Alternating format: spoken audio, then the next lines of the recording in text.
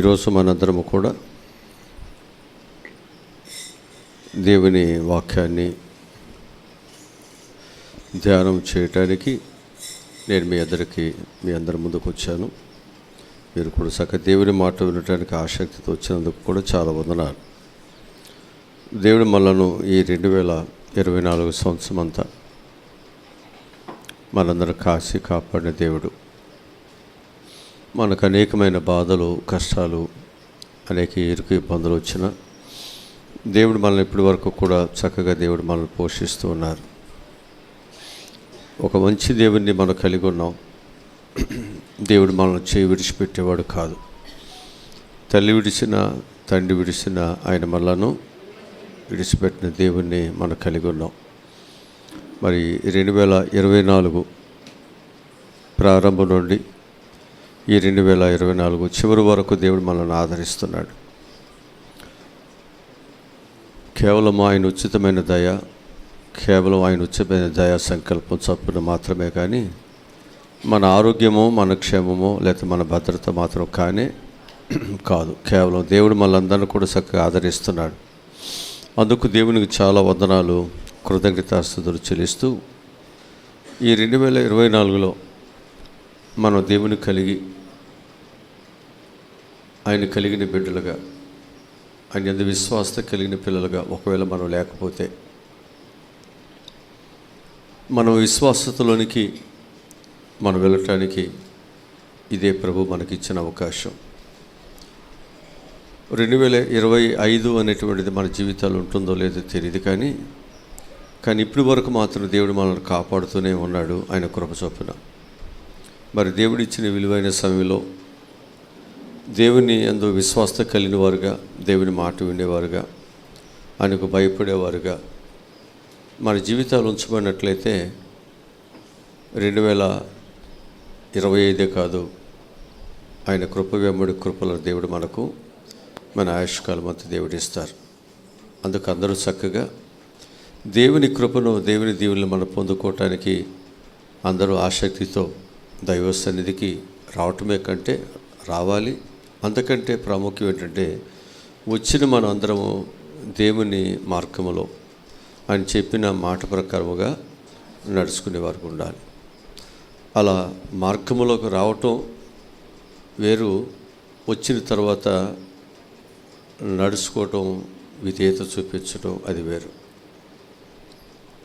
ఇశ్రాయేలు ఐగుప్తు దేశం నుంచి బయటకైతే వచ్చారు, కానీ మార్గాలలో మాత్రం వారు ఏం చేశారు? సనుగుతున్నారు, గొనుగుతున్నారు, తిరుగుబాటు.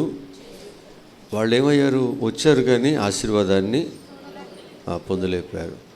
చాలామంది రక్షించబడతాం, దేవుని దగ్గరికి వస్తున్నాం, కానీ ఇంకా మనం లోబడట్లేదు. ఇంకా ప్రభువుకి మన జీవితాలను మనం సమర్పణ చేయట్లేదు. కనుక మనము రక్షణ పొందింది, దేవుని మార్గంలోకి వచ్చింది దేవుడిచ్చే ఆశీర్వాదాన్ని పొందుకోవటానికి, విధేయత కలిగి నడుచుకోవటానికి. అలా నడుచుకోండి, దేవుడు మీకు తప్పకుండా మంచి ఈవులను దేవుడు మీకు ఇస్తాడు. సరే, ఈరోజు వాక్యముల నుండి కొన్ని మాటలు నేర్పుతాను. అందరూ శ్రద్ధగా దేవుని మాటలు వినండి. మత్తయి సువార్త 1వ అధ్యాయము 16వ వాక్యం నుండి చదువుకుందాం.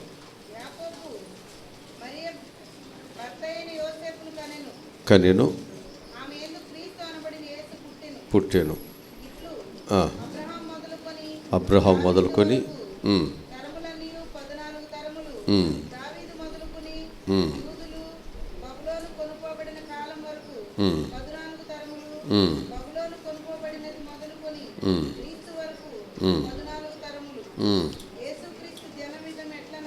చాలు. ఇక్కడ మనం జ్ఞాపకం చేసుకున్నట్లయితే యేసుక్రీస్తు వారు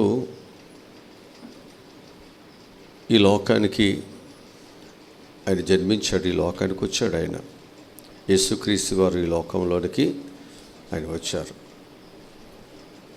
అంటే అబ్రహాము దగ్గర నుండి, అబ్రహాము మొదలుకొని దావీదు వరకు ఉన్నటువంటి తరములన్నీ ఎన్ని తరాలండి? 14 తరాలు. అంటే అప్పటి నుండి ఇప్పటి వరకు కూడా యేసు ప్రభు కొరకు వాళ్ళు ఏం చేస్తున్నారు? ప్రార్థనలు చేస్తూనే ఉన్నారు. యేసు ప్రభు వారి లోకానికి రావాలి, మాకు రాజ్యాన్ని ఇవ్వాలి, మా కష్టాలు బాధలన్నీ తీసివేయాలి, ఇక్కడ మేమందరం మంచిగా మేము ఉండాలి అని వారందరూ కూడా ఏం చేస్తున్నారు? ఎన్ని తరాల నుంచి? 14 తరాల నుంచి వారందరూ కూడా ఎదురు చూస్తున్నారు. వారందరూ చనిపోయారు, కానీ వారి ప్రార్థన మాత్రం చనిపోలే. శారీరకం వారందరూ చనిపోయారు, కానీ ఆత్మ మాత్రము దేవునిని మాత్రం చూస్తున్నాయి, దేవుని కార్యాలని చూస్తున్నాయి. హల్లెలూయా. అంటే ఇశ్రాయేలుకు ఒక రక్షకుడు కావాలని, ఇశ్రాయేలును విమోచించేవాడు కావాలని, ఇశ్రాయేలుకు ఒక సహాయం అనేటువంటిది అవసరమని ఆనాడు ఉన్నటువంటి భక్తులందరూ గుర్తించి ఆ సహాయం చేసేటువంటి దేవుని కొరకు భక్తిభావాలతో అందరూ కూడా ఏం చేశారంటే ప్రార్థనాపూర్వకముగా వారు సిద్ధపడ్డారు, ప్రార్థించారు. అంటే కన్యకులు చాలామంది, ఒకళ్ళిద్దరు కాదు, ఆనాడు సమర్పణకైనటువంటి కన్యకులు చాలామంది సిద్ధపడితే దానిలో మరీకు మాత్రమే ఆ కృప దొరికింది. చాలామంది ఇశ్రాయేలు యొక్క రక్షణ కొరకు కన్నీరు కార్చారు, ప్రార్థన చేశారు. ఆ రక్షణ లేని సమయంలో చాలామంది వారి యొక్క ప్రాణాలను శత్రు చేతిలో కోల్పోయారు. అయినా ఇశ్రాయేలు యొక్క దేవుడే నిజమైన దేవుడు, మా ధర్మశాస్త్రమే నిజమైనటువంటి ధర్మశాస్త్రం, మా దేవుడు మాకు తప్పకుండా సహాయమును చేస్తారు. వారి ప్రార్థన మానల, వారి విశ్వాసత మానల, వారి దేవుని పట్ల వారికున్న భక్తి భావాలను వారు మానలేదు. అలాంటి గొప్ప విశ్వాసత కలిగిన వారుగా ఆ 14 తరాలలో మనం చూస్తూ వచ్చాం. ఆ తరువాత దేవుని మహాకృప ఎవరికి దొరికింది అంటే మరియ ద్వారా, యేసేపుల ద్వారా ప్రభువైన యేసుక్రీస్తు వారి లోకానికి ఆయన వచ్చాను. హల్లెలూయా. అసలు ఎందుకు ఈ లోకానికి వచ్చాడు? ఏంటి దీనికి కారణం ఏంటి? ఆయన ఈ లోకానికి అంటే మనుషులకి ఆయన ఏం చేయాలనుకుంటున్నాడు? కొన్ని కారణాలు చెప్తాను, మీరందరూ శ్రద్ధగా దేవుని మాటలు వినండి. మొదటి మాటగా మనం చూసినట్లయితే మత్తయి సువార్త 5వ అధ్యాయము 17వ వాక్యాన్ని చదువుదాం. ధర్మశాస్త్రమునైనను ప్రవక్తల వచనములైనను కొట్టివేయ వచ్చితనని తలంచవద్దు, నెరవేర్చుటకే కానీ కొట్టివేయుటకు నేను రాలేదు. చాలు, చక్కటి మాటలు ఇక్కడ మనకు జ్ఞాపకం చేస్తున్నాం. ఆకాశమును భూమియు గతించిపోయినే కానీ ధర్మశాస్త్రమంతయు నెరవేరు వరకు దాని నుండి ఒక పొల్లైనను ఒక సున్నైనను తప్పిపోదని నిశ్చయమే మీతో చెప్తున్నా. ఇక్కడ వాక్యము ఏమని మనకి చెబుతుందంటే, యేసుప్రభు వారు ఎందుకు ఈ లోకానికి వచ్చారని చెబుతుందంటే ఆయన ప్రవచనములను నెరవేర్చడానికి. అంటే మనం చదువుకున్నటువంటి ఆ వచ్చిన భాగములో మూలవాక్యములో 14 తరాల వరకు కూడా భక్తులైన వారు ఏం చేశారు? ప్రార్థన చేశారు. ఆ భక్తులకు దేవుడు కనుపొచ్చినటువంటి ఆత్మీయమైనటువంటి నేత్రాలతో వారు చూసినటువంటి యేసుక్రీస్తుని వారు చూసినటువంటి విషయాలన్నీ, ఆయన ఎక్కడ జన్మిస్తాడో, ఆయన ఎలా గుడ్డలతో పొట్టి గుడ్డలతో చుట్టబడతాడో కదా, ఆయన ఏ ఊరిలో పుడతాడో కదా, ఏ స్థలములో పుడతాడో, ఎవరికి పుడతాడో, ఆయనకి ఏం పేరు పెట్టాలో, ఆయన పుట్టిన తర్వాత ఆయన ఎలా చనిపోతాడో, ఎవరికి అప్పగించబడతాడో, ఏమి జరుగుతుందో అవన్నీ చెప్పారు కదా. ఈ 14 తరాలలో భక్తులైనటువంటి వారందరూ కూడా వారు ఏం చేశారు? ఈ విషయాలన్నీ కూడా చెబుతూ వచ్చారు.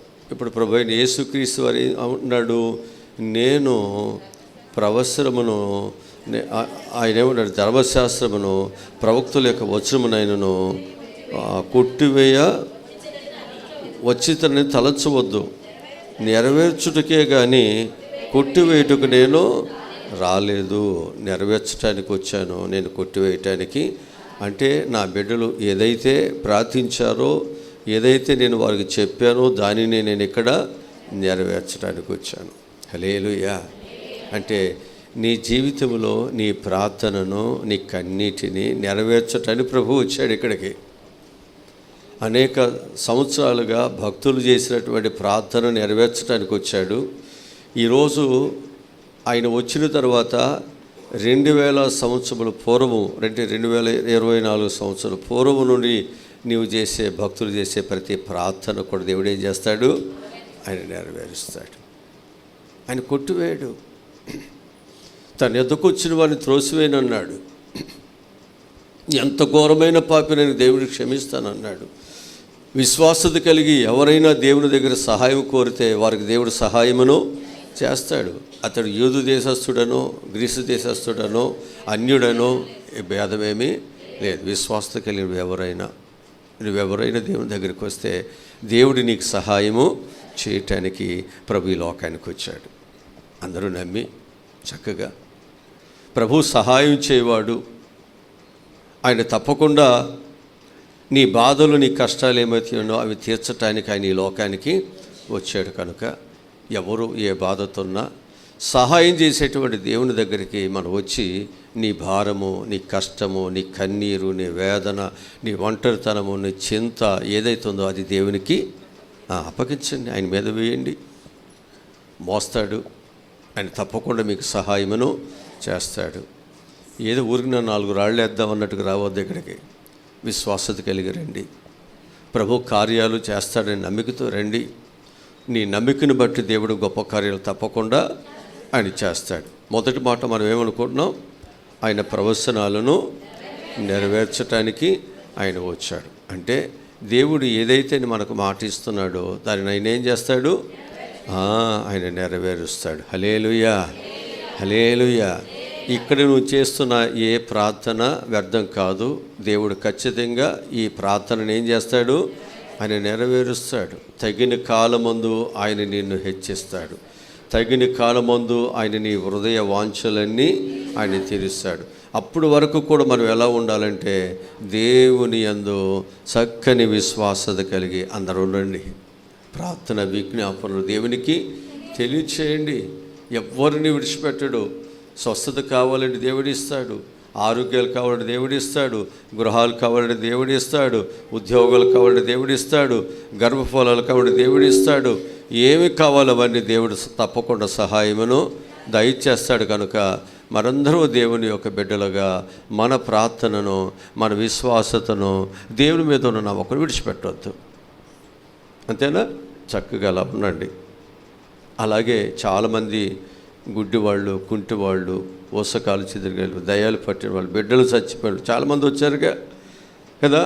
అనేక మంది గజ దొంగలు వచ్చారు, వ్యభిచారులు వచ్చారు, పట్టబడిన వాళ్ళు వచ్చారు. వారందరూ ఏమయ్యారు? గొప్పగా మార్పు చెందారు. ఈరోజు దేవుడు నీకు కూడా దేవుడు సహాయమును ఖచ్చితంగా చేస్తాడు. రెండవది, ఎందుకు ప్రభు ఈ లోకానికి వచ్చాడు? మొదటిది ఎందుకు వచ్చాడు? నేను వాక్యంలో మనం చదువుకున్నాం. ఆయన ప్రవచనాలను నెరవేర్చడానికి వచ్చాడు కదా. నెరవేర్చడానికే వచ్చాడు, కొట్టేయడానికి వచ్చాడా? ఈ మాట గుర్తుపెట్టుకోండి. నెరవేర్చుతాడు ఖచ్చితంగా. ఇక్కడ నువ్వు చేసే ప్రతి దానిని ఏం చేస్తాడు? మరి వాళ్ళ ప్రార్థనలు విని నెరవేర్చిన దేవుడు మన ప్రార్థనలు నెరవేర్చడా? వాళ్ళకి సహాయం చేసిన దేవుడు మనకు సహాయం చేయడా? చేస్తాడు, ఖచ్చితంగా చేస్తాడు. ఆయన అప్పటికి ఎప్పటికీ ఆయన ఏకరీతిగానే ఉన్నాడు. అప్పటికి ఎప్పటికీ ఆయన మనల్ని ప్రేమిస్తూనే ఆయన ఉన్నాడు. తల్లి మరిచిన, తండ్రి మరిచిన ఆయన మనలను మర్చిపోయావు. నువ్వు మర్చిపోవచ్చు. ఆయన మేలులన్నీ పొంది మర్చిపోవచ్చు. రక్షణ పొంది నేను దేవుని బిడ్డలని మర్చిపోయి లోకంలో తిరగవచ్చు. కానీ ఆయన మర్చిపోయేవాడు కాదు. దేవుడు మంచివాడు, మన ప్రభు అయిన యేసుక్రీస్తు వారు. రెండవది మనం చూసినట్లయితే మన పాపములకు ప్రాయశ్చిత్తమై ఉండటానికి ప్రభు వచ్చాడు. మన పాపములకు ప్రాయశ్చిత్తమును కలుగు చేయటానికి ఆయన ఈ లోకములోనికి ఆయన జన్మించాడు. మొదటి యోహాను పత్రిక 4వ అధ్యాయము, యోహాను మొదటి పత్రిక 4వ అధ్యాయము 10వ వచనం చదువుదాం. మనము దేవుని ప్రేమించటమని కాదు, తానే మనల్ని ప్రేమించి మన పాపములకు ప్రాయశ్చిత్తమై ఉండుటకు తన కుమారుని పంపెను. ఇందులో ప్రేమ ఉన్నది. దీనిలో ఏముంది అంటే ఇక్కడ వాక్యం మనకేం చెప్తుందంటే, మనము దేవుని ప్రేమించదమని కాదు, తానే మనలను ప్రేమించి మన పాపములకు ప్రాయశ్చిత్తమై ఉండుటకు తన కుమారుని ఈ లోకములోనికి ఎందుకు వచ్చాడంట? మన పాపములకు ప్రాయశ్చిత్తమును కలుగు చేయటానికి ఆయన ఈ లోకానికి వచ్చాడు. ఎందుకు ప్రాయశ్చిత్తం కలగాలి? ఎందుకు ప్రాయశ్చిత్తం కలగాలి అంటే, పాపము మన జీవితాన్ని ఏం చేస్తుంది? శాపగ్రస్తులు చేస్తుంది. పాపము మనల్ని ఏం చేస్తుంది అంటే నరక పాత్రులుగా చేస్తుంది. పాపము ఏం చేస్తుంది అంటే నీ జీవితాన్ని, నీ కుటుంబాన్ని పాడు చేస్తుంది. అందుకు నీవు నేను పాడవటం, నీవు నేను శిక్షించబడటం, నీవు నేను నరక పాత్రలు కొనటం ఆయనకి ఇష్టం కాదు. అందుకు ఈ పాపము నుండి విడుదల కొరకు, ఈ పాపము నుండి ప్రాయశ్చిత్తము కొరకు మానవుడు ఏం చేస్తున్నాడు అంటే పాపము యొక్క విడుదల కొరకు ప్రయత్నాలు చేస్తూనే ఉన్నాడు, చేయకుండా ఏమి లేడు. చాలామంది చెప్పులు లేకుండా నడుస్తారు, చాలామంది తడి బట్టలతో ఏం చేస్తారు? పొర్లు దండాలు పెడతారు. ఏ దండాలు? పొర్లు దండాలు పెడతారు. చాలామంది ప్రాయశ్చిత్తం కొరకు ఏం చేస్తారు? మోకాళ్ళు దండలు వేసి నడుస్తారు. చాలామంది ప్రాయశ్చిత్తము కొరకు గొర్రెలను, మేకలను, అనేకమైన వాటిని అర్పిస్తారు. ఇవన్నీ దేని కొరకు? ప్రాయశ్చిత్తము కొరకు. కొందరైతే వారి పాపము కొరకు వెలను చెల్లిస్తారు, డబ్బులు చెల్లిస్తారు, వెలను కడతారు. అంటే అది పెద్ద పాపమా, చిన్న పాపమా? ఏ పాపం? ఆ పాపానికి ఏం చేసేవాళ్ళు? డబ్బులు కట్టి, ఆ వెలను కట్టి ఆ పాపం నుంచి విడుదల పొందేవారు కదా. అట్లాగే చాలాసార్లు మనం ధర్మశాస్త్రం ఏం చెబుతుంది అనేది మనం చూసినట్లయితే, ఈ పాపమునకు ప్రాయశ్చిత్తం అనేది ఇలా చేస్తే జరుగుతుంది అని చెప్పినప్పటికీ కూడా మానవుడు ఏం చేస్తున్నాడు అంటే పాపాలు చేసి ఇలా బలులు అర్పించుకుంటూ కాలయాపన చేస్తున్నాడు. మానవునికి ఏమీ లేదు, పాపము నుండి విడుదల కలగట్లేదు.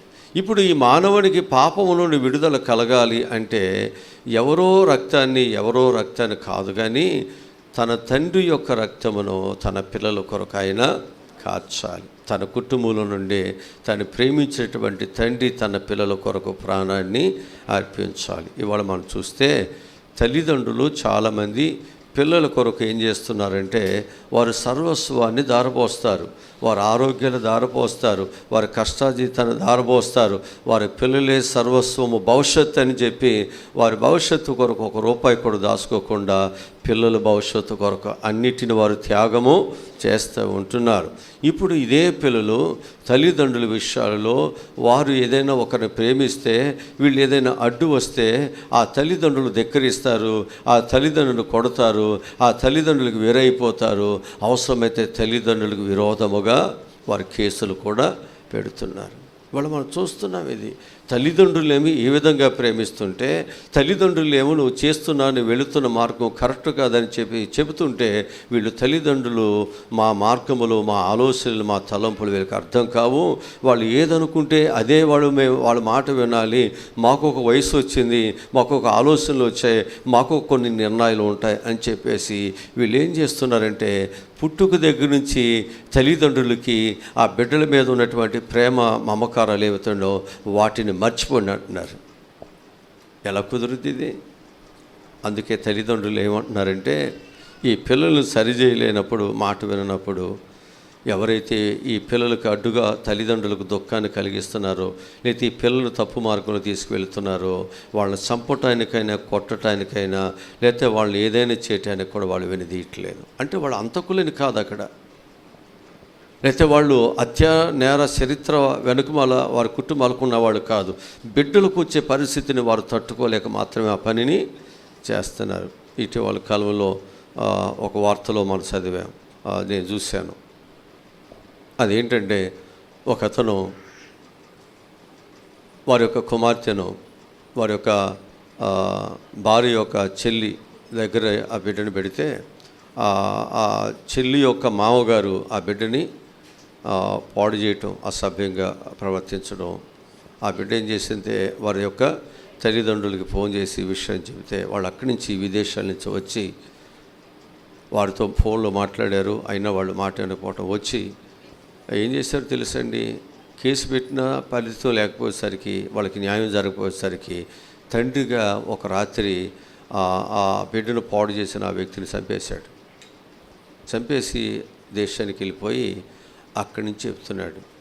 ఆయన స్పందించి అంటాడు, ఒకవేళ నేను హత్య చేస్తే, తప్పు చేస్తే చేయొచ్చు చట్టరీతిగా, కానీ ఒక తండ్రిగా నా బిడ్డకు జరిగిన న్యాయాన్ని నా బిడ్డకు చేయలేకపోతున్నాను కనుక ఈ అన్యాయాన్ని నేను తట్టుకోలేక ఒక తండ్రిగా నేను ఈ పనిని నేను చేసిన తప్ప నేను మాత్రము ఇలాంటి వాడిని కాదు. ఒకవేళ మీరు శిక్షించను దానికి నేను లొంగిపోతాను. చూసారు తండ్రి యొక్క ప్రేమ, తల్లి యొక్క ప్రేమ. మన జీవితాలలో మనకు జరిగే నష్టము వారు చూస్తూ ఆ నష్టాన్ని తట్టుకోలేక వారు ఏ త్యాగానికైనా దేనికైనా వారు తెగిస్తున్నారు. మన ప్రభు అయిన యేసుక్రీస్తు వారు కూడా మనం నశించిపోవటం ఆయనకి ఇష్టం కాదు. ఒక్క పాపి నశించిపోవటం ఆయనకి, అంతటా అందరూ మారు మనసు పొందాలి. అందుకే ప్రభు ఏం చేశాడంటే ఈ లోకానికి ఆయన ఒక త్యాగమూర్తిగా, ఒక రక్షకుడుగా, సర్వస్వాన్ని మన కొరకే దారబోసేవాడుగా ప్రభు అయిన యేసుక్రీస్తు వారి లోకానికి ఆయన వచ్చినట్లుగా బైబిల్ మనకు బోధిస్తుంది. ఈరోజు విడిచిపెట్టకూడని భాగ్యాన్ని విడిచి ఈ లోకానికి వచ్చాడు. ఎందుకు వచ్చాడు? ఆయన ఏం పొందుకోవటానికి, మన నుండి ఏం సాధించటానికి? ఆయనకి ఏం తక్కువైంది? అసలు ఆయనకి ఏం తక్కువైంది ఇక్కడికి వచ్చి? అది మనకు ఏదైనా తక్కువైతే నాకు విదేశాలకు వెళ్ళేది, ఇంకా వేరే ప్రాంతానికి వెళ్ళేది కదా. ఆయనకి ఏం తక్కువైంది? ఆయనకి ఏమి తక్కువ లేదు. కానీ నీకున్న కష్టము, నీకున్న బాధను ఆది నుంచి కూడా ప్రయత్నం చేస్తున్నావు, బలులు అర్పిస్తున్నావు, కానీ నీకేమీ లేదు, రక్షణ లేదు, నీకు విడుదల అనేది లేదు. ఇప్పుడు ప్రభు అయిన యేసుక్రీస్తు వారు ఈ లోకానికి వచ్చి మన పాపములకు ఆయన ఏం చేశాడు? ప్రాయశ్చిత్తమును ఆయన తన్ను తానే ప్రాయశ్చిత్త బలిగా తను తాను అర్పించుకున్నాడు. ఆయన అర్పించుకోవటమే, ఆ ప్రాయశ్చిత్తముగా ఆయన ఒక వదకి తేబడిన గొర్రెలాగా వధించబడటమే, ఆయన రక్తమును కాచటమే ఈరోజు మనకు విడుదల కలిగింది. హల్లెలూయా! ఇది దేవుడు మనకిచ్చిన మహా కృప. అందుకే మనందరము కూడా దేవుని యొక్క కృపను మర్చిపోవద్దు. ఈరోజు ఒక విలువైన వ్యక్తిగా, ఒక విలువైనటువంటి జీవితాన్ని మనం కలిగి ఉన్నామంటే అది ఎవరిచ్చారు మనకి? ఇది దేవుడే మనకి ఇచ్చారనే విషయాన్ని నేను మీ అందరికీ ప్రభుపక్షముగా మనం చేస్తున్నాను. అదే యోహాను మొదటి పత్రికలోనే 2వ అధ్యాయము 2వ వాక్యాన్ని చదువుదాం. 2వ అధ్యాయము. ఆయనే మన పాపములకు శాంతికరమై ఉన్నాడు. మన పాపములకు మాత్రమే కాదు, సర్వలోకమునకు శాంతికరమై ఉన్నాడు. హల్లెలూయా! మన పాపాలకు ఒకటే కాదు, ప్రపంచమంతటికి కూడా ఆయన ఏమై ఉన్నాడు? అది ఆ శాంతిని ఇవ్వటానికి ప్రభు అయిన యేసుక్రీస్తు వారు తను తాను బలిగా, అర్పణగా ఆయన అప్పగించుకున్నాడు. ప్రపంచమంతటి కొరకు, అందరి కొరకు వచ్చాడు ఆయన. ఏదో ఒక యూదుల కొరకో, లేదా ఇశ్రాయేలు కొరకో, లేదా అబ్రహాము సంతతి కొరకో, లేక దావీదు సంతతి కొరకు కాదు. ఆయన వచ్చింది సర్వలోకము కొరకు, సర్వలోకములో ఉన్న మానవాళి యొక్క పాప విడుదల కొరకు ఆయన ఈ లోకానికి వచ్చి ఆయన బలి అర్పణగా తను తానే అర్పించుకున్నాడు. ఇప్పుడు మనకేం కలిగింది అంటే ప్రాయశ్చిత్తం అనేది దొరికింది. హల్లెలూయా! ప్రభువా, నీవు నా కొరకు నీవు అర్పించిన ఆ ప్రాయశ్చిత్తాన్ని, ఆ బలిని నా కొరకే కదా అని ఎప్పుడైతే నువ్వు ప్రభు దగ్గరికి వచ్చి ఒప్పుకుంటావో, ఎప్పుడైతే ఆయన చేసిన పనిని అంగీకరిస్తావో, దాని ప్రతిఫలము నీకు కూడా దేవుడు దొరుకుతుంది. ఆ ప్రతిఫలం ఆశీర్వాదము నీ పిల్లలకి నీకు కూడా దొరుకుతుంది, నీ కుటుంబానికి దొరుకుతుంది. హల్లెలూయా. ఆయన అక్కడ కుండలో తల్లి ఏం చేస్తుందంటే వండి అక్కడ పెడుతుంది. తిన్న వాళ్ళందరికీ ఆ తల్లి వండిన వంటను బట్టి ప్రతిఫలము దొరుకుతుంది. తిన్నవాడు తిరుగుబాటు చేసేవాడు దొరకదు. అది అందరి కొరకు దేవుడు సిద్ధం చేశాడు. అది ప్రాయశ్చిత్తాన్ని అందరికీ దేవుడు ఆ యొక్క ప్రాయశ్చిత్తాన్ని దేవుడు అక్కడ అర్పించారు. ఎవరైతే ప్రభు నా కొరకు నా పాపముల కొరకు ప్రాయశ్చిత్తాన్ని చేశారని అంగీకరించి ఎవరైతే ప్రభు పాదాల దగ్గరికి వస్తున్నారో వారందరికీ దేవుడు విడుదలను దేవుడు ఇస్తున్నాడు. హల్లెలూయా, హల్లెలూయా. ఈ క్రిస్మస్ దినాల్లో నీ పాపమును విడుదల ఇవ్వటానికి ప్రభు వచ్చాడు కనుక ఆ పాప ప్రాయశ్చిత్తమును కలిగించే దేవుని యందు చక్కని విశ్వాసత కలిగి గొప్ప శాంతితో గొప్ప సమాధానముతో ఈ క్రిస్మస్ ఆరాధనను మనము జరిపించుకోవాలి. అలా జరిపించుకోవాలి. మూడవది మనం చూసినట్లయితే మానవులను దేవునితో సమాధానపరచడానికి ఆయన ఈ లోకానికి ఆయన వచ్చాడు. మానవులను దేవునితో సమాధానపరచాలి. మానవుని ఎవరితో సమాధానపరచాలి? దేవునితో సమాధానపరచుటకు దేవుడి లోకానికి వచ్చాడు. రోమీయులకు రాసిన పత్రిక 5వ అధ్యాయము 10వ వాక్యాన్ని చదువుదాం. ఎలయనగా శత్రులమై ఉండగా ఆయన కుమారుని మరణము ద్వారా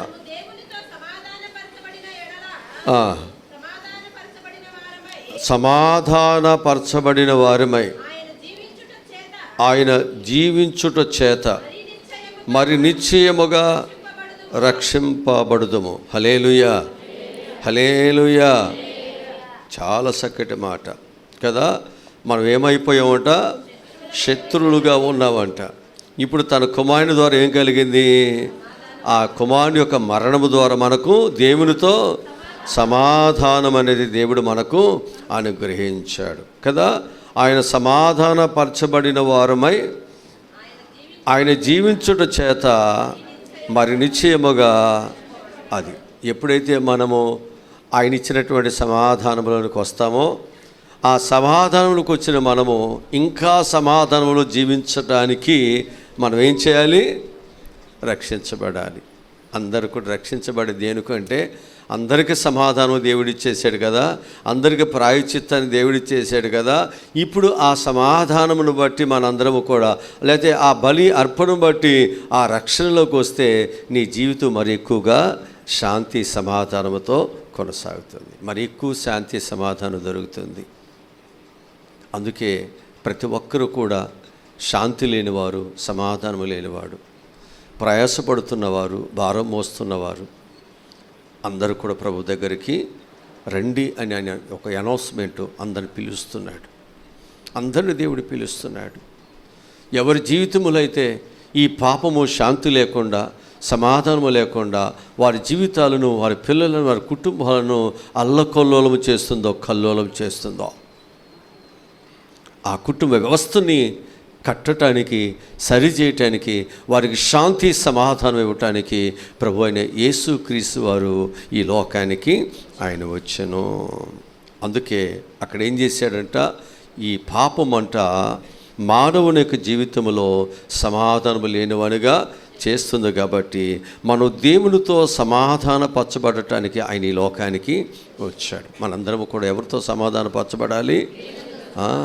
ఇప్పుడు మనందరం దేవునితో ఆయన ఆశపడుతున్నాడుగా.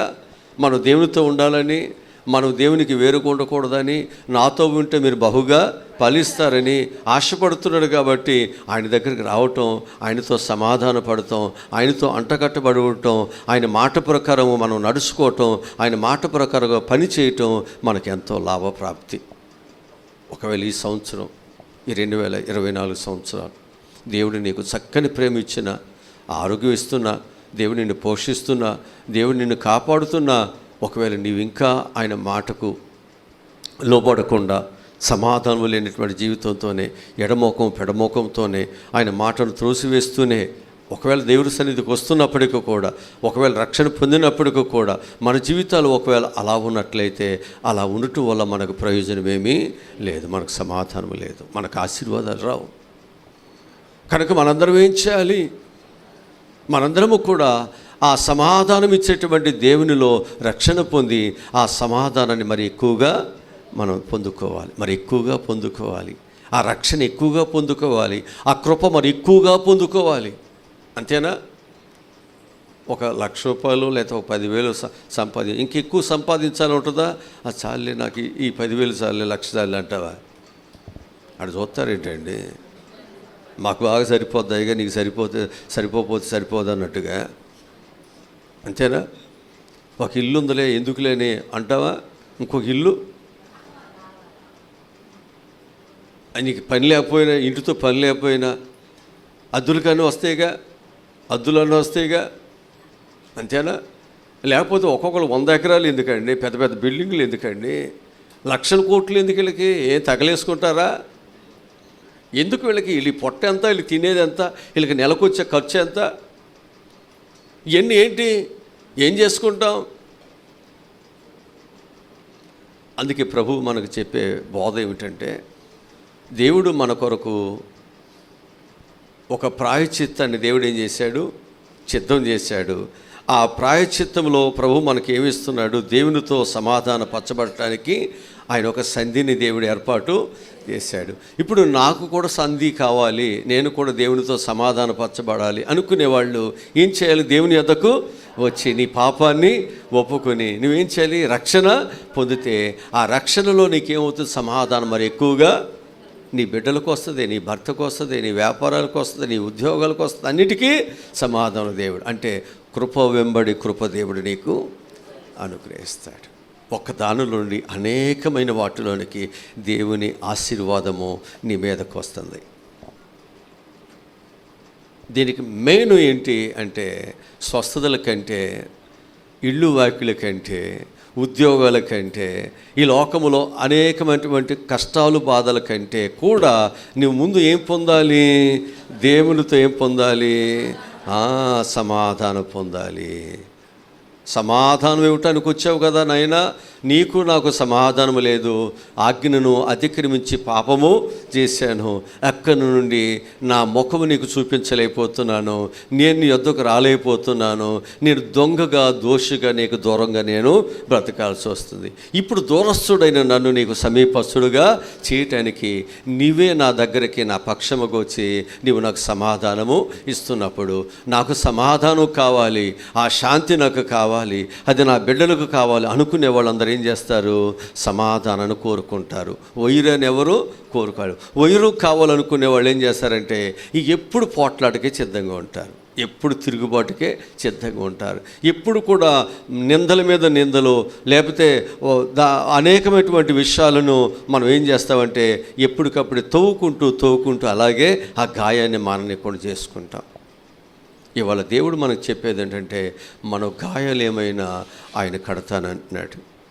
మన సమస్య ఏదైనా దాన్ని నేను తీరుస్తాను, నేను నీకు సమాధానమును నేను కలుగు చేస్తాను, రండి, ఎంత ఘోరమైన పాపి అని రండి, నేను వారిని త్రోసేయను, వారికి నేను సమాధానం వేస్తాను. ఎంత కృప అండి! ఈ క్రిస్మస్ దినాల్లో నీ సమస్య ఏదైనా, నీ బాధ ఏదైనా ఆయన తీర్చడానికి లోకానికి వచ్చాడు. కనుక ఆ సమస్యను తీర్చే దేవుని ఎదుట నువ్వేమవ్వాలి? ఆ రక్షణ పొంది ఆ సమాధానమును నీ కుటుంబంలోనికి విస్తరించేటట్లుగా కష్టమునైన బాధైన ఓర్చుకుని ఆ రక్షణను నువ్వు కొనసాగించాలి. ఇదే మనకు కావాల్సింది. నీవు ఆయన మాట చొప్పున నడుచుకుంటే, ఆయన మాట చొప్పున పనిచేస్తే, ఆయన మాట చొప్పున నీ యొక్క జీవితాన్ని కట్టుకోగలిగితే దేవుడు నీకు గొప్ప సమాధానాన్నే దేవుడిస్తాడు. హల్లెలూయా, హల్లెలూయా.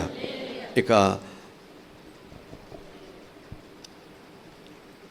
వాక్యములో ఇంకా చాలా విషయాలు ఉన్నాయి. యెషయా గ్రంథం 9వ అధ్యాయం 6వ వచనం చదవండి.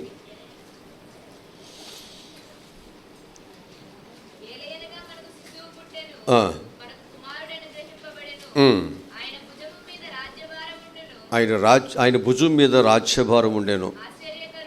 ఆశ్చర్యకరుడు, ఆలోచనకర్త, నిత్యుడగు తండ్రి. అంటే ఇప్పుడు ఈయన దేనికి అధిపతి? అయినా అంతేనా? ఒక అధిపతి ఉన్నాడు ఒక రాష్ట్రానికి లేదా ఒక దేశానికి, అంతేనా? అట్లాగే ఇప్పుడు దేవుడు దేనికి అధిపతి? అయినా అంటే ఇప్పుడు ఈయన ఆజ్ఞ ఇస్తేనే సమాధానం అనేది, ఈయన సెలవు ఇస్తే నేను ఒప్పుకుంటేనే, లేకపోతే మనకు సమాధానం అర్థమవుతుందని చెప్పేది. ఆయన సమాధానములకు అధిపతి కాబట్టి ఆయన ద్వారానే మనకేమొస్తుంది? సమాధానం వస్తుంది. అందుకే ఆ సమాధానం ఇవ్వటానికే సమాధానానికి ఒక అధిపతిగా ఆయన ఈ లోకానికి వచ్చి ఆయన భుజం మీద ఒక రాజ్యభారమును పెట్టుకున్నాడు. ఈ రాజ్యం అంతటిని ఏం చేయాలి?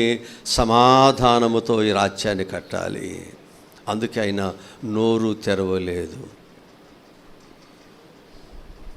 సమాధానం ఉండేవాళ్ళు నోరు తెరవలేరు, సమాధానం లేని వాళ్ళే నోరు పారేసుకుంటారు, అంతేనా? సమాధానం కావాలనుకున్న వాళ్ళు ఎందుకండి వాళ్ళతో, అంతేనా? పొట్లాటలేకో లేకపోతే కొట్టలేకో బలం లేకో కాదు, ఎందుకండి?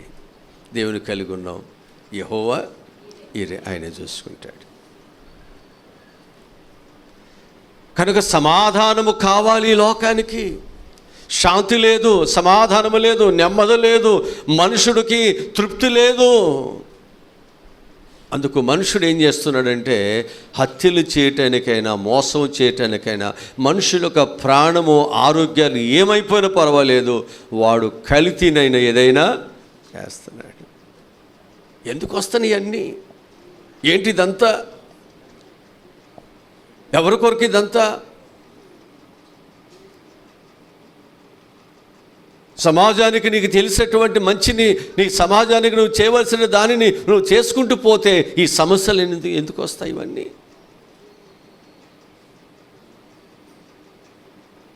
కనుక బైబిల్ మనకు బోధిస్తున్నటువంటి మంచి మాట ఏమిటి అంటే, మన ప్రభు మనకేమివ్వటానికి వచ్చాడు? ఆయన సమాధానాన్ని ఇవ్వటానికి ఆయన వచ్చాడు. కనుక ఎవరికైతే సమాధానము లేదో ఆ సమాధానమునకు అధిపతి అయిన దేవుని దగ్గరకు రండి, ఖచ్చితంగా మీకు దేవుడు సమాధానాన్ని దేవుడు ఇస్తాడు. నాలుగవది అపవాది యొక్క క్రియలను ప్రభు ఏం చేయటానికి వచ్చాడు? లయపరచటానికి ప్రభు ఈ లోకానికి వచ్చాడు. ఏ క్రియలు? అపవాది యొక్క క్రియలు. మొదటి యోహాను పత్రిక 3వ అధ్యాయము 8వ వాక్యం చదువుదాం. 3వ అధ్యాయం. అపవాది మొదటి నుండి పాపము చేస్తున్నాడు కనుక పాపము చేయవాడు అపవాది సంబంధి. అపవాది యొక్క క్రియలను లయపరచుటకే దేవుని కుమారుడు. హల్లెలూయా. అపవాది ఎలాంటి వాడు? మొదటి నుండి పాపము చేస్తున్నాడు కాబట్టి ఇప్పుడు పాపం చేసే వాళ్ళందరూ కూడా ఎవరు పిల్లలు అయిపోయారు? అపవాది పిల్లలు అయిపోయారు. ఇప్పుడు అపవాది క్రియలలో చిక్కబడి, అపవాది యొక్క మాటల్లో చిక్కబడి పాపము చేస్తూ ఏమైపోతున్నారంటే పాపాన్ని పెంచుకుంటున్నారు, పాపాన్ని మూట కట్టుకుంటున్నారు. డబ్బులు మూట కట్టినట్టు, ఆస్తి మూట కట్టినట్టు ఏ మూట కట్టుకుంటున్నారు? పాపాన్ని మూట కట్టుకుంటున్నారు. ఇప్పుడు ఈ పాపం ఏమవుతుంది అంటే నీ మీద బరువు అయిపోతుంది, నీ మీద భారం అవుతుంది, అది నీ ప్రాణానికి హానిని చేస్తుంది. ఇప్పుడు ఈ పాపమునకు వచ్చు జీతము మరణం కాబట్టి మరణమును తప్పించుట దేవుని వశము కాబట్టి దానిని చేయగలిగిన వాడే ప్రభు అయిన యేసుక్రీస్తు వారు. కాబట్టి ఇప్పుడు ఏం చేస్తున్నాడు అంటే అపవాది యొక్క క్రియలను ఇది లయమైతే కానీ, ఇది పోతే కానీ నీ మీద ఉన్న పాపం పోతుంది, శాపం పోతుంది, అప్పుడు నువ్వు ఫలించటానికి అవకాశం. ఇప్పుడు ఒక చెట్టు నాటాం, దానికి తెగులు వచ్చింది.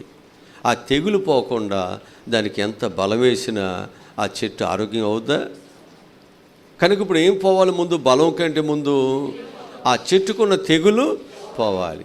అందుకు ఇప్పుడు ఏం చేస్తామంటే ఆ చెట్టుకున్నటువంటి తెగులు తీసేస్తే ఆ తర్వాత ఏమవుతుంది, బలాన్ని చక్కగా తీసుకోగలుగుద్ది. ఆ బలము దాన్ని వంటబడుతుంది, అది ఏపుగా ఎదగటానికి అవకాశం అనేది దొరుకుతుంది. ఇప్పుడు దేవుడు ఏం తీసేస్తున్నాడు, నీలో ఉన్న తెగులైన పాపాన్ని ఆయన తీసేస్తున్నాడు. తీసేసుకోవాలని ప్రయత్నం చేస్తున్నావు, కానీ నీ వల్ల కావట్లేదు. కానీ ఇప్పుడు దాన్ని తీసివేసే శక్తి ఎవరికి ఉంది? ప్రభు అయిన యేసుక్రీస్తు వారికి ఒక్కరికే ఉంది. అందుకే ఆయన పాపములు క్షమించటానికి, పాపములను జయించటానికి, పాపము యొక్క ముళ్ళును విరిసివేయటానికి శక్తి బలము మన ప్రభు అయిన యేసుక్రీస్తు వారికి ఉంది. అందుకే ఆయన ఏం చేశాడు, ఆయన సమాధి చేయబడ్డాడు, ఆయన తిరిగి లేచాడు. ఆయనకు ఒక్కడికి ఆ శక్తి, ఆయనకు ఒక్కడికి ఆ బలం. ఆయన మీద ఎవరికి అధికారం అనేది లేదు. ఏదైనా అధికారం అంటే ఆయన ఒక్కడే. ఇంకా ఆయనకు పైన అధికారము కలిగిన వాడు, ఇంకా ఆయన పైగా దేవుడు అనేవారికి ఎవరు లేరు. ఆయన ఒక్కడే దేవుడు. ఆయన నిజమైన ప్రభు అయిన యేసుక్రీస్తు వారు. నీవు ఆరాధిస్తున్న దేవుడు నిజమైన దేవుడు. ఆయన నిన్ను రక్షించటానికి, నిన్ను కాపాడటానికి, నిన్ను పట్టి పీడిస్తున్నటువంటి ఏ పాపం అయితే ఉందో, ఏ చెడు అయితే ఉందో దానిని నీ నుండి విడుదల కలిగించడానికి, దాని యొక్క అపవాది యొక్క క్రియలన్నిటిని కూడా దేవుడు లయము చేయటానికి, ఆయన ఒక లయము చేసే దేవుడుగా, విడుదల చేసే దేవుడుగా ఆయన ఈ లోకానికి వచ్చాడు. నీ సమస్యలు ఏమైనా ఆయన నిన్ను విడిపిస్తాడు. నాకు అసాధ్యమైంది ఏదైనా ఉందా? అది కొండలాంటి సమస్య అయినా విశ్వాసముతో ప్రార్థించి, దేవుని యందు నమ్మికతో ప్రార్థించి, ఈ కొండ వెళ్ళి అక్కడ పడునుగాక అంటే ఏమవుద్దన్నాడు, అది వెళ్ళి అక్కడ పడుతుంది అన్నాడు దేవుడు. నీ సమస్య ఎంత బలమైనదైనా దేవుడు దానిని తీసివేయగలడు. ప్రార్థన ద్వారా కదా, దేవునితో సహవాసము ద్వారా, విశ్వాసము ద్వారా. 12 సంవత్సరాల రక్తస్రావ రోగం కలిగినటువంటి వ్యక్తి యేసు ప్రభు యొక్క వస్త్రపు చెంగును ముట్టే కదా అన్ని సంవత్సరాల బాధను చిటికలో అయిపోయిందా? కనుక నీ జీవితంలో నీ సమస్యను లయ చేయగలిగిన వాడు, నీ సమస్య తీసివేయగలిగిన వాడు మన ప్రభు అయిన యేసుక్రీస్తు వారు. కాబట్టి ఈ క్రిస్మస్ యొక్క ఉద్దేశం ఏంటంటే నీ సమస్యలన్నీ దేవుడు తీసేస్తాడు, నీ బాధలన్నీ దేవుడు తీసేస్తాడు. అందరూ చక్కగా దేవుని దగ్గరికి రండి, మంచిగా ప్రభుతో సహవాసమును చేయండి. ప్రభు దొరికే కాలం ఇది, వేడుకునే కాలం ఇది, ప్రభు దగ్గర మేలు పొందుకునే కాలం ఇది. ఈ కాలాన్ని వృధా చేస్తూ, సమయాన్ని వృధా చేస్తూ, దైవ సన్నిధి పెడుతున్న దైవ సన్నిధికి రాక, దైవ సన్నిధికి చాలామంది దూరమై భ్రష్టులైపోయేవారు చాలామంది ఉన్నారు. జాగ్రత్త. పోయిన కాలం, పోయిన సమయం మన తిరిగి రాదు. నిన్ను రోజల్లా లేకపోతే వారం వల్ల నేను దేవుని మందిరం కూర్చోమనట్లేదు. 6 దినాలు కష్టపడండి, 7వ దినం మందు దేవుని మందిరానికి రండి. ఇది నాది. మీరు చక్కగా దేవుని ప్రేమించండి, దేవుని సమయాన్ని దేవునికి ఇవ్వండి. దేవుని పిల్లలుగా నువ్వు చెంది ఉన్నావు కాబట్టి, నేను నిన్ను కన్నాను, నేను నిన్ను కొన్నాను, నీవు నీ సొత్తు కాదు, నీవు నా సొత్తు అన్నాడు. కాబట్టి దేవుని సొత్తుగా బ్రతుకుదాం. దేవుని బిడ్డలుగా దేవుడిచ్చిన రక్షణలో, దేవుడిచ్చిన మేలులో, దేవుడిచ్చే ఆశీర్వాదాలు అనుభవిస్తూ, మనం ఎవరికో మహిమను, ఎవరికో మన అన్నిటిని ఇస్తే మంచిదేనది. కోడిని మనం పెంచి, ఆ కోడికి అన్ని సాకిర్లు మనం చేసి, ఈ కోడి వెళ్ళి ఎక్కడో గుడ్డు పెడితే ఆ గుడ్డు ఎవరో తింటే ఈ కోడిని పెంచాలనుకుంటుందో కోసేయాలనిపిస్తుందా? మీరు చెప్పండి. కోసేయాలనిపిస్తుందా, పెంచాలనిపిస్తుందా? హల్లెలూయా. మరి అయ్యగారే నా మీద చెప్తాడు, నువ్వు గుడ్డు ఇక్కడ పెడితే ఎందుకు చెప్తాడు? నీ బుద్ధి మంచిదైతే ఎందుకు చెప్తాడు? మరి నీ బుద్ధి వంకరగా ఉంది కాబట్టి సరిచేయాలిగా. అందుకు వాక్యం చెప్పాలి. అయ్యగారు నా మీద చెప్తున్నాడు, నా మీద పడేడిస్తే ఎట్టా? కనుక మనం జీవితాన్ని సరిచేయటానికి, నీ బ్రతుకుల్లో గొప్ప విలువైన వ్యక్తిగా దేవుడు నేను చేయటానికి దేవుడు నేను ఇక్కడ ఏర్పాటు చేశాడు. ఇక్కడికి వచ్చిన తర్వాత దేవుడు నిన్నేం చేస్తాడు? కాలుస్తాడు. అంతేనా? శ్రమలనే కొలిమిలో, వాక్యం అనేటువంటి కొలిమిలో, విశ్వాసం అనే కొలిమిలో, భక్తి అనే కొలిమిలో ఏం చేస్తాడు దేవుడు? కాలుస్తే తప్ప నువ్వు లోబడవు, మెత్తగవో.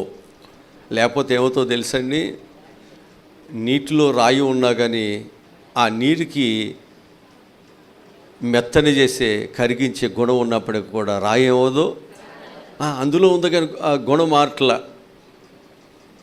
అది ఎప్పుడు అట్లా గట్టిగానే ఉంటుంది. నువ్వు దేవుని మందిరంలో పాపక్షమాపణ, శాంతిని, సమాధానం ఇచ్చే దేవుని దగ్గర ఉన్నా నీకు శాంతి లేదు, సమాధానం లేదు. దేవుని కొరకు ప్రాయశ్చిత్తం చేసినా కానీ నీ పాప భారం నీ మీదే ఉంటుంది, విడుదల లేదు. చేపకు కానీ నీరు ఏం చేస్తుంది? శుద్ధి చేస్తుందా? చెమట పట్టిన ఏం చేసినా ఏం చేస్తుంది? శుద్ధి చేస్తుంది. కానీ శుద్ధి చేసే గుణము చేప నీటికున్న, నీటిలో చేప ఉండి ఏం చేస్తుంది? వాసన కొడుతూనే ఉంటుంది, దుర్వాసన కొడుతూనే ఉంటుంది. మనం కూడా శుద్ధి చేసే రక్తాన్ని కాచిన దేవుని దగ్గరకు వస్తున్నాం, తింటున్నాం, ఆ రక్తంలో కడుగుపడుతున్నాం, కానీ మనలో ఉన్న మలినం, పాపం ఇంకా అలాగే, ఇంకా గుణం అలాగే ఉంది. పోట్ల ఎలా? జాగ్రత్త. ప్రభు యొక్క మాటలు మనకు జ్ఞానాన్ని ఇవ్వటానికి, తెలివిని ఇవ్వటానికే తప్ప నిన్నేదో అవమానపరిచి నిన్ను దూరం చేసుకోవటానికి కాదు. నిన్ను ప్రేమించాలి, నీ జీవితాన్ని కట్టాలి, నువ్వు నరకానికి వెళ్ళకూడదు. అందుకే నీ కొరకు ఒక సేవకుడు ఉండాలి, ఒక నాయకుడు ఉండాలి, ఒక కాపరు ఉండాలి.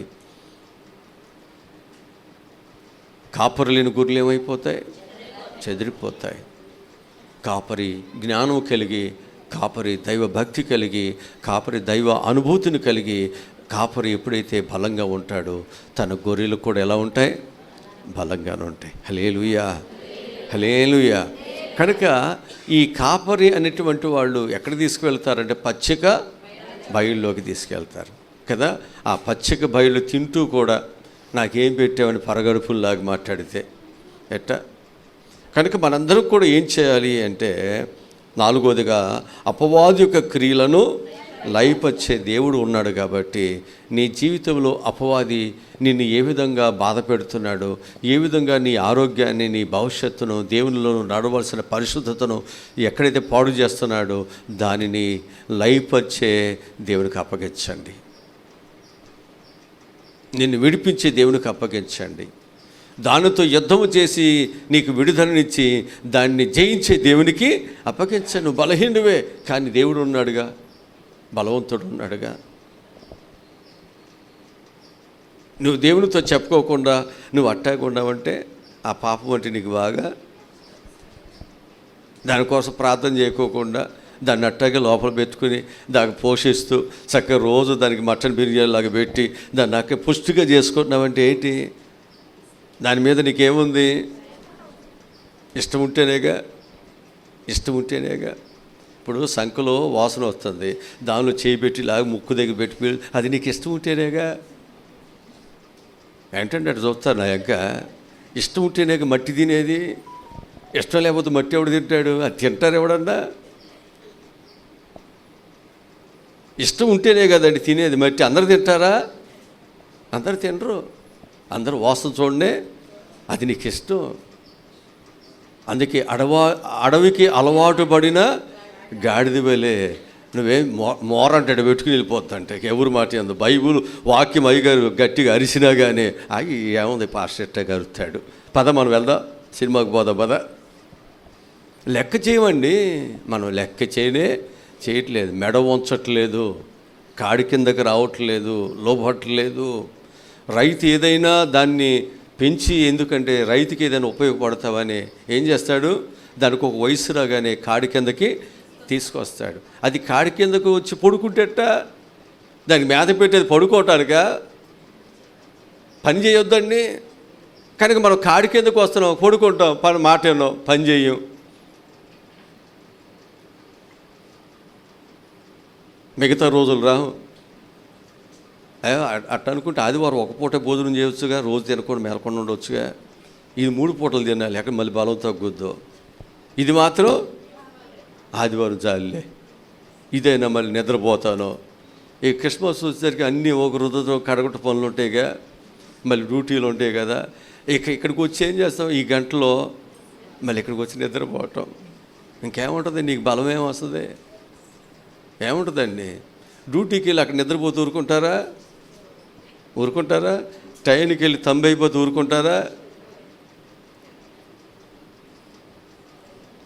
ఇక్కడ ఏముందిలే పెద్ద విశేషం ఏముంది, అడిగే దేవుడు పెట్టే దేవుడు. అయ్యగారు ఏమైనా గట్టిగా మాట్లాడితే ఇంకో సంఘాన్ని పోవచ్చు, ఇంకో సంఘాలు ఉండేగా, లేకపోతే కానీ మార్గాలు ఉండేగా. ఇట్లా మన మనసు దరిద్రం అయిపోయింది. మన మనసు ఆలోచన సరిగ్గా లేదు. మన మనసు సరిగ్గా ఉన్నప్పుడు ఎందుకు తల్లిదండ్రుల మీద తిరుగుబాటు చేస్తాం? ఎందుకు భర్త మీద తిరుగుబాటు చేస్తాం? ఎందుకు భార్య మీద తిరుగుబాటు చేస్తాం? ఎందుకు పిల్లలు తల్లిదండ్రుల మీద తిరుగుబాటు చేస్తారు? మన మనసు సరిగ్గా లేదు, గలిబిలైపోయింది. అందుకే వాక్యం చెప్తున్న మాట ఏమిటంటే, అపవాది యొక్క క్రియలను దేవుడు లయపరచడానికి వచ్చాడు. కాబట్టి నువ్వు లయం చేయలేకపోతే లయం చేసే దేవుడు పుట్టాడు, ఆయనకి అప్పగించండి. ఇప్పుడు వరకు వాటి పెత్తనం జరిగింది, ఇప్పటి నుంచి జరగటానికి వీలు లేదు. ఒక మగవాడు దేవుడు పుట్టాడు నీ పక్షాన యుద్ధం చేయటానికి. మగ సిరిగిలిగిన దేవుడు వచ్చాడు నేను అభివృద్ధి చేయటానికి. ఇక వాటి పెత్తనాలు, వారి యొక్క పరిస్థితులు నీ మీద నీడ కూడా పడటానికి వీలేదు. ఆయనకి అప్పగించండి చాలు, దేవుడు నిన్ను కాపాడుతాడు. ఇశ్రాయేలు కాపాడువాడు కొనుకడు. హల్లెలూయా, హల్లెలూయా. యోహాను సువార్త 5వ మనం చూసినట్లయితే, యోహాను సువార్త 14:9-10 అంటున్నాడు, తండ్రిని మనకు చూపించడానికి ప్రభు ఈ లోకానికి వచ్చాడు. ఎందుకు వచ్చాడంటే తండ్రిని చూపించడానికి ఆయన ఈ లోకానికి ఆయన వచ్చాడు. అక్కడ పిలుపు అడుగుతున్నాడు, చదవండి. ఉండినను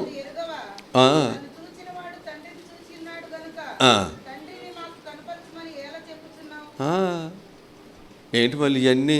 ఇంతకాలం నాతో ఉండడానికి ఎరగవా నువ్వు? ఇంక నీకు తెలవదా? మళ్ళీ చూపించమని కొత్తగా మాట్లాడుతుంటే తెలియనోడుకులాగా, రక్షణ పొందనోడుకులాగా, బైబుల్ జ్ఞానం లేనోడుకులాగా, ఎవరో మాట్లాడేలాగా నువ్వు మాట్లాడితే ఎట్లాగండి?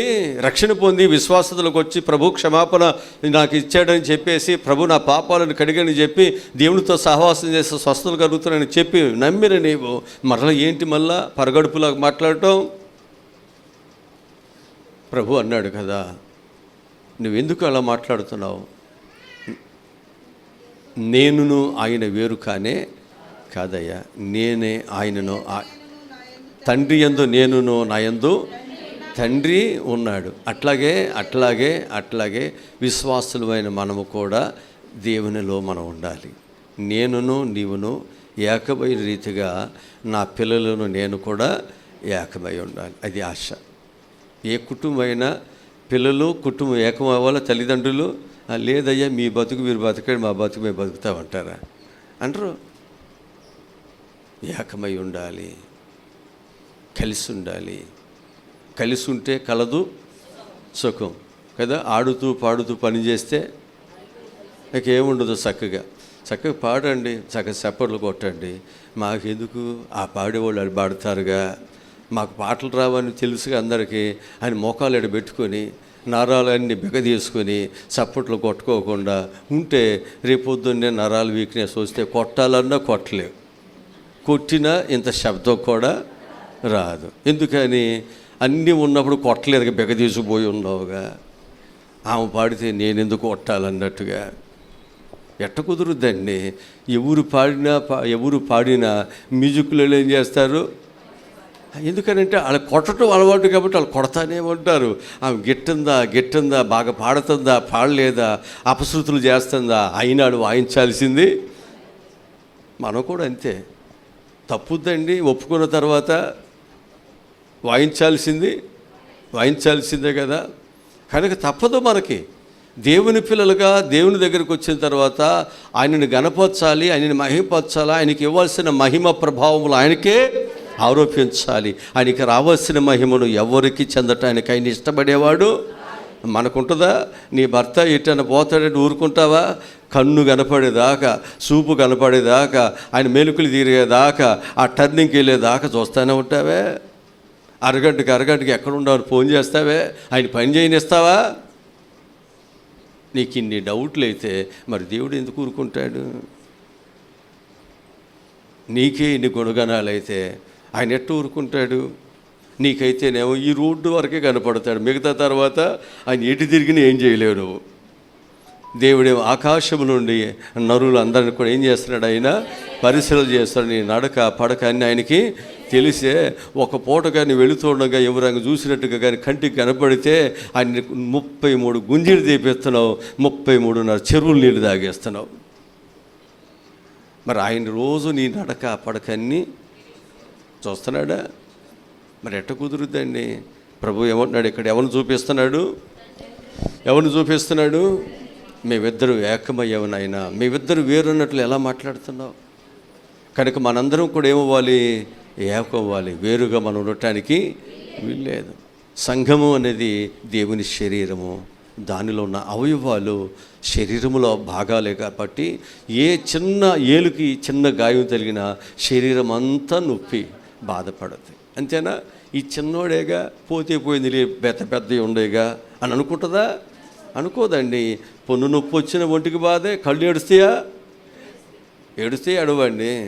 కాలుకి ఏదైనా చిన్న ములుగొచ్చుకున్నా అంటే శరీరములో ఎక్కడ ఏ చిన్న భాగానికి ఏ చిన్న బాధ వచ్చినా శరీర అవయవాల్లో ఉన్నటువంటి అన్నీ కూడా ఆ బాధ.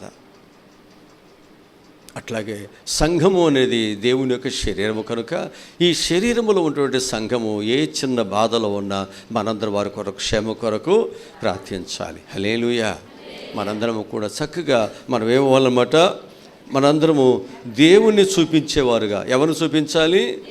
దేవుని. జ్ఞానులు ఎవరు చూపించారు? గొర్రెల కాపర్లు ఎవరు చూపించారు? దొంగలు ఎవరు చూపించారు? రక్షణ పొందిన వారు ఎవరు చూపించారు?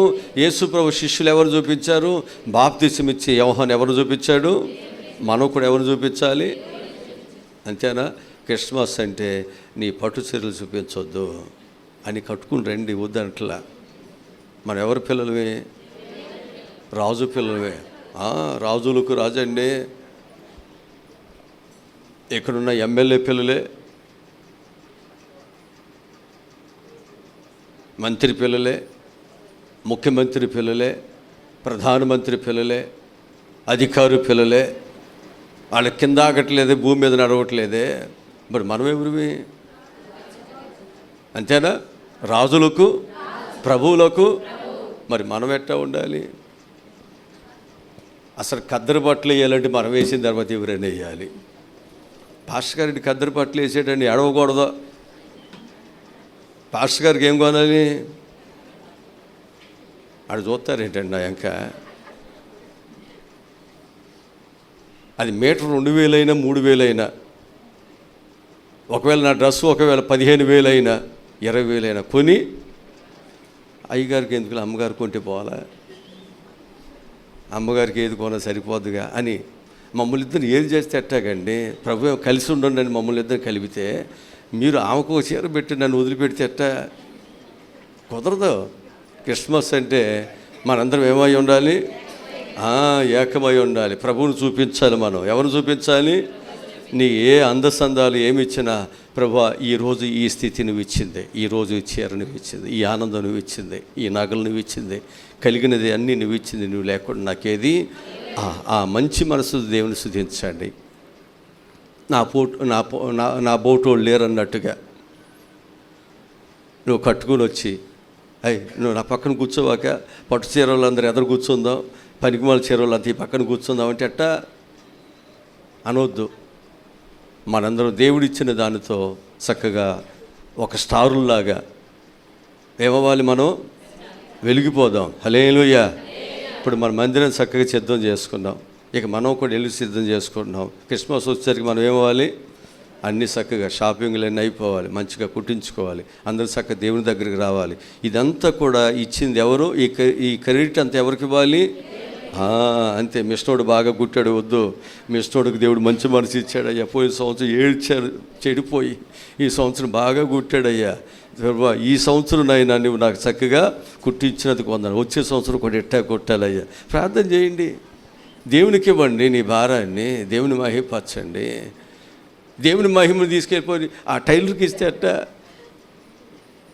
ఆ వంటోడికి ఇస్తే అట్ట. ఈరోజు బాగా కుదిరింది కూరంటే దేవునికి ఇచ్చాడు. ఆ టాలెంట్ దేవుడు నీకు ఇచ్చాడు. ఇన్ని సంవత్సరాలు కుదరని ఉప్పు కారాలు బాగా వేసావు, బాగా వండావు అంటే వచ్చే సంవత్సరం కూడా ఇట్టాగే, వచ్చే సంవత్సరం కదా రోజు ఇట్టాగే వండాలి. అది అట్లా మనం చక్కగా మనం ఏం చేయాలి? దేవుని దగ్గర ప్రార్థన చేసుకుంటూ దేవునికి రావాల్సిన మహిమను ఎవరికి ఇవ్వాలి? దేవునికి ఇవ్వండి.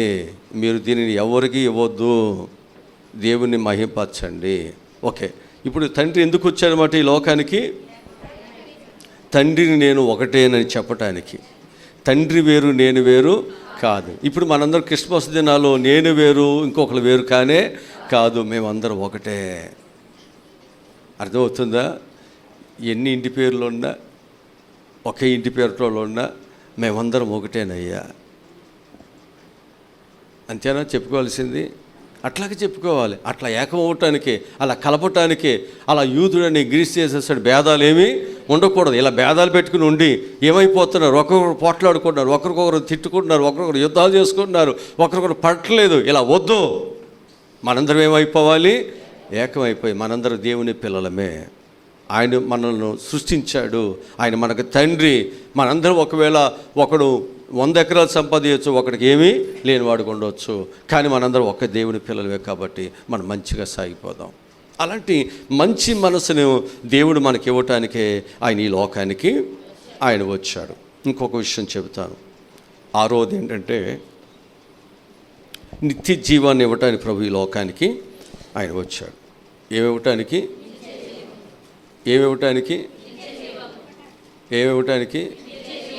ఏంటయ్యగా నీకు వినపట్లేదు, ఎన్నిసార్లు చేయించుకున్నావు, మాకు ఆకలేస్తుంది, ఎన్నిసార్లు అని చెప్పమంటావు.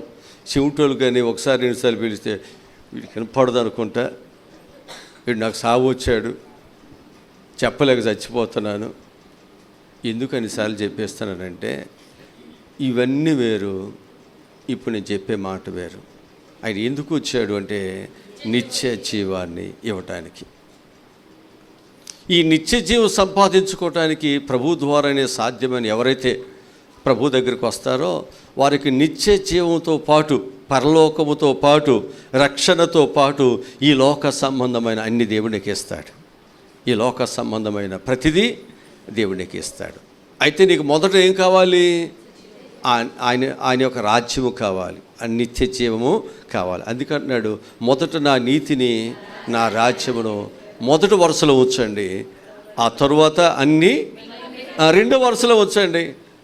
మొదటిదే నీకు దొరికిందంటే, మొదటి దానిలో నువ్వు పాస్ అయ్యావంటే ఆ తర్వాత చిన్న చిన్న అన్నీ. అర్థమవుతుందా? అన్నిటికంటే ఒక 100 ఎకరాలు సంపాదించడం కంటే కూడా ప్రభువును సంపాదించడమే కష్టం, అదే గొప్ప. అనుకుంటాడు నేను ఎంత తెలివిగలనో, నేను ఈ MBBS సీట్ సంపాదించాను, లేకపోతే నేను అది సంపాదించాను చెబుతాడు. అయ్యా దీనికంటే యేసు ప్రభువు సంపాదించను. ఆయన సంపాదించలేడు. ఎందుకని? అన్ని అలవాట్లు మానలేడుగా. దాన్నైతే సంపాదిస్తాడు, రాత్రి పగలు చదువుకుని పాస్ అయిపోతాడు. కానీ ఇదైతే ఎప్పుడు రాత్రి పగలే కాదు, లేకపోతే MBBS చదివేటువంటి లేదా 5 సంవత్సరాలు కాదు, లేదా 8 సంవత్సరాలు కాదు, ఇది ఎప్పుడు జీవితకాలం అంతా ఇది జీవించాలి. ఏది కష్టం? జీవితకాలం అంతా ఎగ్జామ్స్ రాయటం కష్టమా, ఎప్పుడైనా ఒకసారి రాయటం కష్టమా? ఎప్పుడు రాసేది కష్టం. మళ్ళీ ఎప్పుడు రాసేదానికి ఇవాళ రాస్తే రేపు సెలవు ఇస్తున్నాడు, ఎల్లుండి పెడుతున్నాడు, మధ్యలో గ్యాప్ మళ్ళీ. అంతే కదా. ఒకవేళ వీళ్ళు బుర్రలు ఎక్కడ పాడైపోతాయో, రాత్రి అంతా చదివి మళ్ళీ రేపు నైట్ చదివితే మొఖాలు ఎటు పెక్కువ వేసుకొని వస్తారు ఇక్కడికి, మధ్యలో గ్యాప్ వేస్తున్నాడు. కానీ దేవుని వాక్యం దగ్గరికి వచ్చారు అలా కుదరదండి. అందుకే ప్రభు చెప్తున్న మాట ఏంటంటే ఎందుకు ఈ లోకానికి వచ్చాడు? వాక్యం చదువుదాం. యోహాను సువార్త 3వ అధ్యాయం 16 వచనం చదువుదాం. దేవుడు లోకముని ఎంతో ప్రేమించెను కాగా పుట్టిన వాని యందు విశ్వాసముచ్చు ప్రతివాడు నశింపక నిత్య జీవము పొందినట్లు ఆయనను. అంటే మనం నశించడం ఆయనకి ఇష్టం కాదు. మనం ఆయన ఇష్టం ఏంటి? మనందరం కూడా నిత్య అంటే ఎప్పుడు బ్రతకాలి, నిత్యము బ్రతికుండే స్థలంలోకి మనం వెళ్ళాలి. హల్లెలూయా. కనుక నిత్యము బ్రతికుండేటువంటి స్థలములోకి మనం వెళ్ళాలంటే ఈ లోకములో నీకు బ్రతుకుదెరు కోసం కావలసినటువంటి ఉన్నాయి, లేకపోయినా పర్వాలేదు, అది నాకు కావాలి. అందుకే అనేక మంది ఈ లోకములో ఇళ్ళున్నా లేకపోయినా, పిల్లలున్నా లేకపోయినా, ఉద్యోగాలున్నా లేకపోయినా, ఏమున్నా లేకపోయినా ఎవరు కావాలని కోరుకున్నారు? నీవుంటే నాకు చాలయ్యా, నీ వెంటే నేను ఉంటానయ్యా, చాలు నాకు. ఎందుకనంటే అడవిలో ఉన్న భోజనం పెడతావు, ఎడారిలో ఉన్న దప్పికను తీరుస్తావు, ఎక్కడున్నా నాకేం కావాలో సహాయమును చేస్తావు. అందుకు నువ్వు నాకు కావాలయ్యా. అందుకు యేసును వారు సంపాదించుకోవడానికి లోకములో ఉన్న సర్వస్వాన్ని వారు పెంటతో సమానంగా చేసుకుని ప్రభు కొరకు వారు జీవించారు. హల్లెలూయా, హల్లెలూయా. నిత్య జీవమును ప్రభు అనుగ్రహించడానికి ఆయన ఈ లోకానికి ఆయన వచ్చాడు. కనుక ప్రతి ఒక్కరూ ఏ నిత్య జీవాన్ని ఆజ్ఞను అధిక్రమించి పోగొట్టుకున్నావో అది సంపాదించుకోవడానికి ప్రభు ఇచ్చాడు. కనుక దాన్ని ఇవ్వగలిగేటువంటి దేవునిని మనం రావాలి, ఆ దేవుని దగ్గరికే మనం రావాలి. నిత్య జీవం స్వస్థత ఒకటే కాదు, ఉద్యోగాలు ఒకటే కాదు, గర్భఫలం ఒకటే కాదు, ఇవన్నీ కూడా తర్వాత నెక్స్ట్ రెండవది. అది మొదటిది ఏది? నిత్య జీవం. అంతేనా? ఆ నిత్య జీవాన్ని పొందుకోవటానికి మనకేం ఆటంకాలు ఉన్నాయి? పాపం ఉంది కదా, తిరుగుబడితనం ఉంది, దేవునికి వ్యతిరేకంగా నడిచే పద్ధతులు ఇవన్నీ ఉన్నాయి. ఇప్పుడు ఇవన్నీ ఏం చేయాలి? తీసేయాలి. తీసేయాలంటే ఏం చేయాలి? ఆయన ప్రాయశ్చిత్తము వీటన్నిటికీ వెలకట్టాలి, ప్రాయశ్చిత్తం జరిగించాలి. అంతే కదా. ప్రభు ఇవన్నీ జరిగించడానికి కారణం ఏంటంటే నిన్ను నిత్య జీవానికి వారసులుగా చేయాలి. హల్లెలూయా. ఇప్పుడు ఈ క్రిస్మస్ ఎందుకంటే నువ్వు నిత్య జీవాన్ని సంపాదించుకోవటానికి. అందుకే ఆయన ఈ లోకానికి వచ్చాడు, అందుకొరకే ఆయన చనిపోయాడు, అందుకొరకు ఆయన తిరిగి లేచాడు. ఆయన వెళుతున్నాడు, నేను మీకు స్థలాన్ని సిద్ధపరుస్తాను, మళ్ళీ నేను వస్తాను. మళ్ళీ వస్తాడా? మళ్ళా వస్తానన్నాడు ప్రభు. ఈసారి వచ్చి నిన్నేం చేస్తాడో తెలుసా? పరలోకానికి ఆయన తీసుకువెళ్ళి అక్కడ నీ కొరకు సిద్ధపరిచిన స్థలములో దేవుడు నేను నిలబెడతాడు. హల్లెలూయా. ఈసారి నీ జీవితంలో కన్నీరు, వేదన, బాధ, దప్పిక లేని మంచి స్థితి ఇవ్వటానికి ప్రభు రాబోతున్నాడు. కనుక ఇప్పటి కాలపు శ్రమలేవి దేవుడు త్వరగా తీర్చేస్తాడు. వెళ్ళినవాడు రాకుండా ఉంటాడా? వస్తాడు. మా అమ్మ మా నాన్న వస్తారు, నాకు ఐస్ కొని పెడతారు, మా అమ్మ మా నాన్న వస్తారు, నాకు మంచి భోజనం పెడతారు, మా అమ్మ మా నాన్న వస్తారు, నాకు మంచి బట్టలు కొంటారు, మా అమ్మ మా నాన్న వస్తారు, నా ఫీజులన్నీ కడతారు. అదేగా మన ధైర్యం. మన ప్రభు వెళ్ళాడు, వస్తాడు, మనకేం కావాలన్నీ సహాయమును చేస్తాడు. చివరికి ఒక మాట చెప్పి క్లోజ్ చేస్తాను. 7వది ఏంటంటే మనకు మాదిరి చూపించటకు దేవుడు వచ్చాడు ఈ లోకానికి. ఏం చూపించడానికి?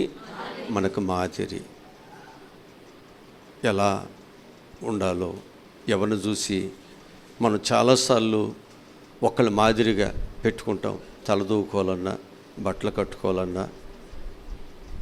ఒకప్పుడు పాతకాలం వాళ్ళు ఏం చేసేవాడు? చెవు దగ్గర పువ్వు పెట్టుకునేవాళ్ళు. ఇప్పుడు పెట్టుకోవట్లా చెవులో పువ్వు కదా. ఒకప్పుడు పూర్వకాలం వాళ్ళు ఏం చేశారు? చెవు కనపడకుండా దువ్వేవాడు ఎక్కడి దాకా. ఎవరిని చూసి?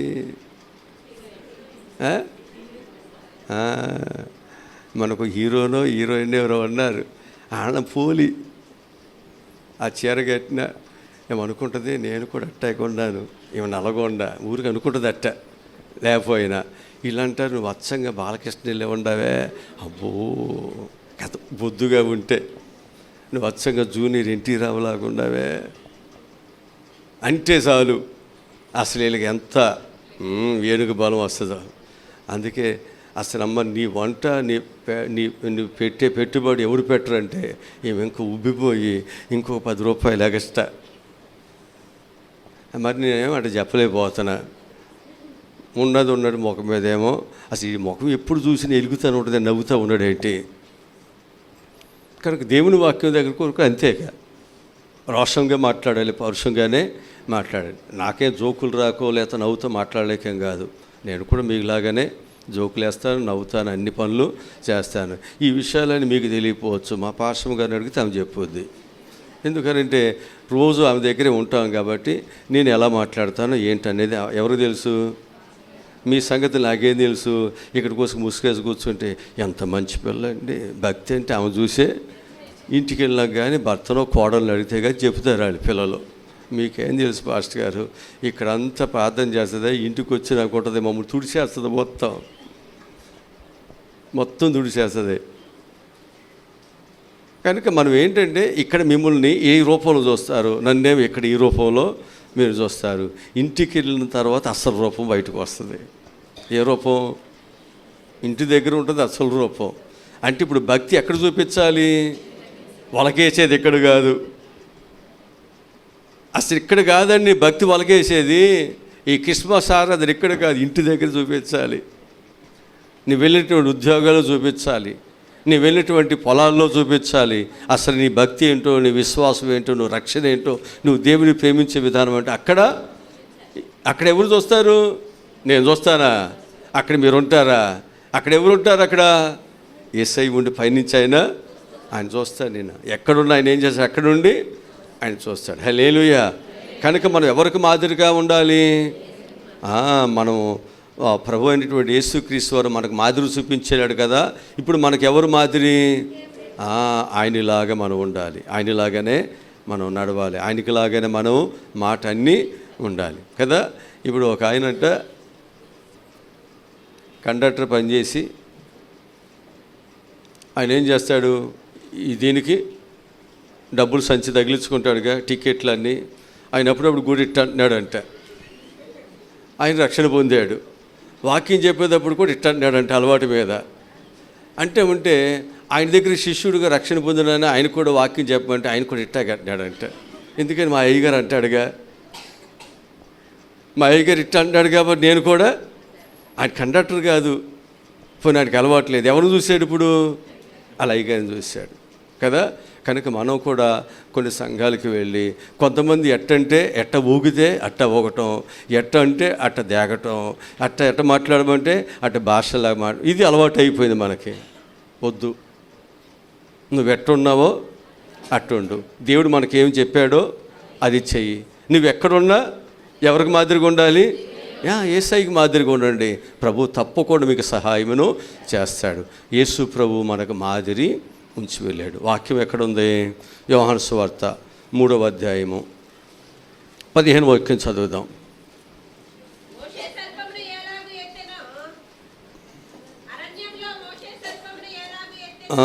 అరణ్యములో మోషే సర్పమును ఎలాగెత్తునో అలాగే విశ్వసించు ప్రతివాడు నశింపక. అంతేనా? అక్కడ ఎలా ఎత్తబడిందో ఇక్కడ అలాగే. అంతేకాని మోషే ఎత్తబడినటువంటి ఆ యొక్క సర్పములాగా కాకుండా ఇంకో విధంగా లేదు. అక్కడ ఎలా ఎత్తబడింది ఇక్కడ అలాగే ఉంది. అక్కడ వాళ్ళు ఏమైతే చెప్పారో అదే ఇక్కడ ఉంది. యేసుప్రభు ఎక్కడ పుడతాడో, ఎవరి గర్భాన్ని పుడతాడో, ఆయనకి ఏం పేరు పెట్టాలో చెప్పారు, అదే పేరు ఈయనకి పెట్టబడింది. అంతేనా? మనం కూడా అట్టగా చేయాలా? ఆయన ఎలాగో మనకు చేశాడో, చేయటం నేర్పించాడో, ఎలా నడవటం నేర్పించాడో అలాగే మనం కూడా.